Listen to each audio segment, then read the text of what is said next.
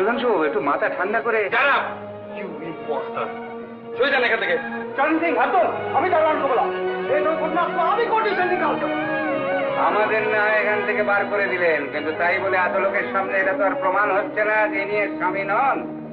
সুধাংশু বাবু আইনত বিয়ে করতে পারেন না। কি করতে পারি আর না পারি সেখানকে আপনার কাছ থেকে নিতে হবে।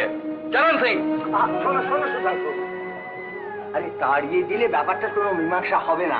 আচ্ছা আচ্ছা, তুমি যে কি চেনো না সেটা কি বুঝতে পারছো তো? বোঝার কিছু নেই, কল্পনার চেহারার সঙ্গে এর চেহারার কোনো মিলই নেই। তাহলে আপনি কি বলতে চান স্যার যে ইনি সমস্ত পাঁচজনের সামনে মিথ্যে ভাওতা দিচ্ছেন? হিন্দু ঘরের সমস্ত মেয়ে শাঁখা সিঁদুর নিয়ে কেউ ফষ্টি নষ্টি করে?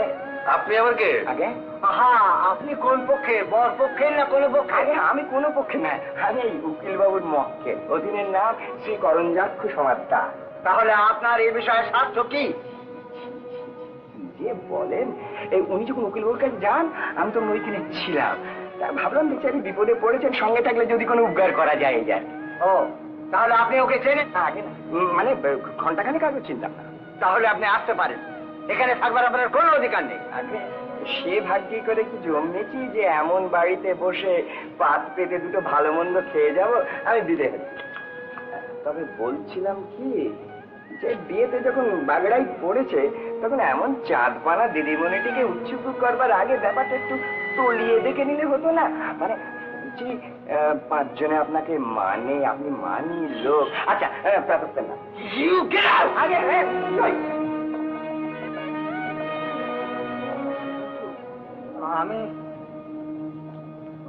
আমি তো কি করবো তো কিছু বুঝতে পারছি না। বুঝতে পারছেন না? একটা বিরাট ষড়যন্ত্র চলেছে, ওই লোকটি এর মধ্যে আছে। আপনি বিশ্বাস করেন আমার স্ত্রী বেঁচে নেই, বেঁচে থাকতে পারে না। ওই মেয়েটি একটি ফ্রড। কেন তুমি আমি অস্বীকার করছো বলো তো? খবরটা পেয়ে আঘাত সামলাতে পারিনি বলে ছুটে এসেছি। বিয়ে ভাঙতে আমি আসিনি। আইন যা বলে বলো, তুমি বিয়ে করো, তোমার সুখেই আমার সুখ। সত্যি নিয়ে আমি বেশ ঘর করতে পারবো। বাহ বাহ বাহ বাহ, অভিনয় তো বেশ ভালোই করেন দেখছি। আপনার মতলবটা কি বলুন তো? কি চান আপনি? শুধু তোমার খবর। আপনি পুলিশকে খবর দেন। হ্যাঁ তাই করুন স্যার হরপ্রসাদ, আর বিয়েটা আপাতত বন্ধই থাকবে। হ্যাঁ তাই থাকবে, কিন্তু আপনাকে আমি সাবধান করে দিতে চাই, এর মধ্যে যদি কোনো গলদ থাকে তাহলে আপনাকে আমি সহজে ছাড়বো না। পরেশ শোনো, শেখর চ্যাটার্জি চলে গেছে। কোন শেখর চ্যাটার্জি? হ্যাঁ, আমাদের অ্যাসিস্ট্যান্ট কমিশনার পুলিশ, হিরেন্দার ছেলে। ও, কিন্তু চলে গেছে। আচ্ছা, তার কোয়ার্টার্সে টেলিফোন করো, আর সেখানে যদি না থাকে তাহলে লালবাজার টেলিফোন করো। হ্যাঁ শোনো শোনো শোনো শোনো, হ্যাঁ আমি নিজেই যাচ্ছি। নিমন্ত্রিত যে খাইয়ে দিয়ে বাড়ি পাঠিয়ে দাও। আর কি আর বলবে, যা হয় একটা বলো, আমি আর ভাবতে পারছি না, আমি আর ভাবতে পারছি না। তোমরা সকলে এখানে ভিড় করলে কেন? ওদিক সামলাবে কে? সত্যি তো, চলো না এখানে, যাও যাও যাও যাও যাও। সোমা, তুই নাইবা ভেতরে গেলি না? না মামা, আমার থাকাটা দরকার।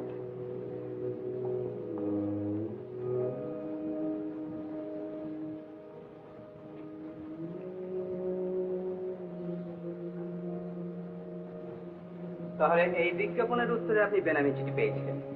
আচ্ছা, সুধাংশু বাবু তো বার্মা থেকে বছর খানেকের উপর এখানে এসেছেন। এতদিন আপনি কোথায় ছিলেন? মণিপুরে। সুধাংশু বাবু তো বার্মায় থাকতেন, আপনি মণিপুরে গেলেন কি করে? পুরো ঘটনাটা না শুনলে আপনি কিছুই বুঝতে পারবেন না। বেশ, তো বলুন না। ছুটিতে উনি আমাকে সাগাইয়ের চেঞ্জে নিয়ে যান। আমার মাথার অসুখের জন্য উনি শহরের বাইরে একটা বাড়ি নিয়েছিলেন। মাথার অসুখটা কি ছিল? মাঝে মাঝে মাথায় ভীষণ যন্ত্রণা হতো। উনি বলতেন তখন আমি কি করতাম না করতাম আমি নাকি কিছুই বুঝতে পারতাম না।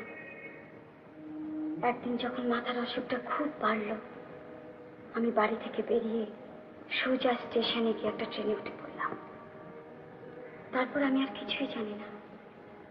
যখন জ্ঞান হলো তখন দেখলাম মণিপুর সীমান্তে একদল পৌনার সঙ্গে আমি রয়েছি। পৌনা? সেটা আবার কি? বার্মাতে মণিপুরি ব্রাহ্মণদের পৌনা বলে। ওরা ছোট ছোট দলে বার্মা দেশটা ঘুরে বেড়ায়।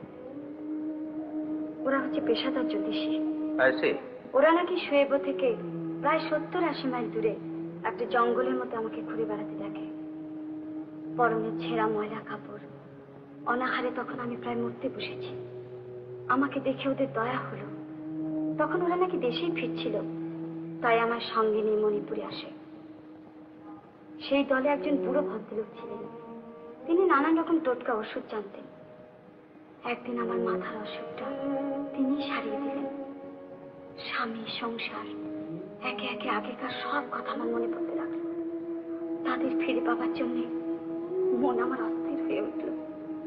বার্মা থেকে এদেশে আসতে গেলে পাসপোর্ট জাতীয় কাগজপত্রের দরকার হয়। আপনার নিশ্চয়ই সে সমস্ত আছে? না। তবে কি করে এলেন? ওনারা আমাকে কিভাবে নিয়ে এসেছে আমি জানি না। তার মানে বেআইনি ভাবে আপনি ঢুকেছেন। আপনার স্বামী যখন রেঙ্গুনে, আপনি সেখানে নিশ্চয়ই ফিরে গিয়েছিলেন? না, ওনাদের হাঁটা পথে ফিরে যেতে আর সাহস পেলাম না। কিন্তু ওই পথ দিয়েই তো এসেছিলেন। সুস্থ অবস্থা সে পথ দিয়ে আসবার কথা ভাবতেই পারতাম না। রেঙ্গুনে যাননি? সেখানে কোনো চিঠি লিখেছিলেন? হ্যাঁ। উত্তর পেয়েছিলেন? না, তার আগেই কলকাতা চলে এসেছি। আপনার স্বামী যে কলকাতায় এই খবরটা আপনাকে কে দিলে? রেঙ্গুনে যাবার জন্য যখন ইম্ফল এলাম, তখন এক বাঙালি ভদ্রলোকের সঙ্গে আমার আলাপ হয়। বার্মাতে তার যাতায়াত ছিল। আমার পরিচয় জেনে তিনি আমাকে খবরটা দেন। আপনার স্বামীকে তাহলে তিনি চিনতেন? সাক্ষাৎ পরিচয় না থাকলেও নামটা তিনি জানতেন। তিনি নিজেও একজন ব্যবসায়ী। তার নাম? রমণী মোহন হালদার। ঠিকানা? ঠিকানা ঠিকানা জিজ্ঞেস করিনি তো। আলাপ হয় কোথায়? এক শাকরার দোকানে। আমার বালাজোড়াটা বিক্রি করতে গিয়েছিলাম, সেখানেই তিনি ছিলেন। তিনিই বা আপনার পরিচয় জানবার জন্য এত কৌতূহলী হয়ে উঠলেন কেন? গয়নাটা বার্মাতে গড়ানো হয়েছিল। এই নিয়ে যখন শাকরার সঙ্গে আলোচনা চলছিল, উনিও তাতে যোগ দেন। এই কথায় কথায় আমার পরিচয়টা বেরিয়ে পড়ে। ইম্ফল জুয়েলারি হাউস, সদর বাজার। শুধু অভিনয় করতেই জানেন না, বানিয়ে বানিয়ে ভালো গল্পও বলতে পারেন দেখছি। কেন বারবার তুমি আমাকে এভাবে আঘাত করছো বলো? মিস্টার চ্যাটার্জি, প্রতারণা করবার অভিযোগে এই মেয়েটিকে আপনি স্বচ্ছন্দে গ্রেফতার করতে পারেন। না, পারেন না। দুজনের মধ্যে কে সত্যি বলছেন তার ঠিক কি? মিথ্যা হয়তো আপনি বলছেন। ভেবে চিন্তে কথা বলবেন, নইলে ঘর থেকে বের করে দিতে বাধ্য হব। যতক্ষণ না ওকে আপনার স্ত্রী বলে স্বীকার করেন, ততক্ষণ ওর স্বার্থে ওর উকিল হিসেবে এখানে থাকবার সম্পূর্ণ অধিকার আমার আছে। মিস্টার চ্যাটার্জি, আপনি যদি এদের আসল উদ্দেশ্যটা জানতে চান, তাহলে মেয়েটিকে আলাদা ডেকে নিয়ে প্রশ্ন করুন। আমার মনে হচ্ছে এই ব্যাপারে ইনিও একজন পান্ডা। একে সন্দেহ করার কোনো কারণ নেই মিস্টার গুপ্ত, কারণ থানার ওসি একে চেনে।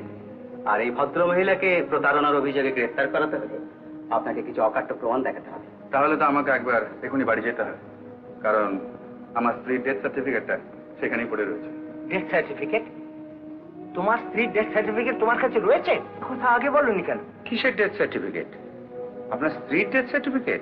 শুধু তাই নয়, পোস্টমর্টম রিপোর্টও আছে। আমার স্ত্রী আত্মহত্যা করেছিলেন। এরা কি বলছেন কল্পনা দেবী? আপনি বিশ্বাস করুন, উনি যা বলছেন তার এক বর্ণ আমি বুঝতে পারছি না। আমি শুধু এটুকুই জানি, উনি আমার স্বামী। চন্দ্র সূর্য যেরকম সত্যি, কেউ ঠিক তেমনি সত্যি। ওগো, তুমি বোধহয় ভুল করছো, হয়তো অন্য কারো লাশ। থামুন থামুন, বাজে বকবেন না।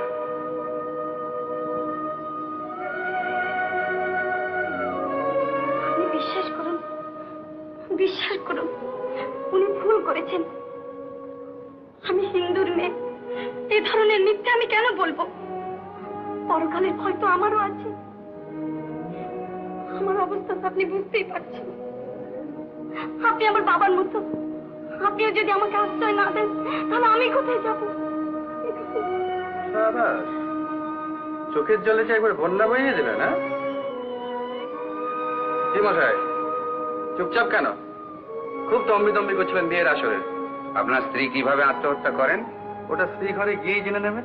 বেশ, আমার মক্কেলের জবানবন্দি অনুযায়ী আপনার ওই ডেথ সার্টিফিকেটকে আমি চ্যালেঞ্জ করছি। মানুষটাই যখন জ্যান্ত, তখন ওটার আর মূল্য কি?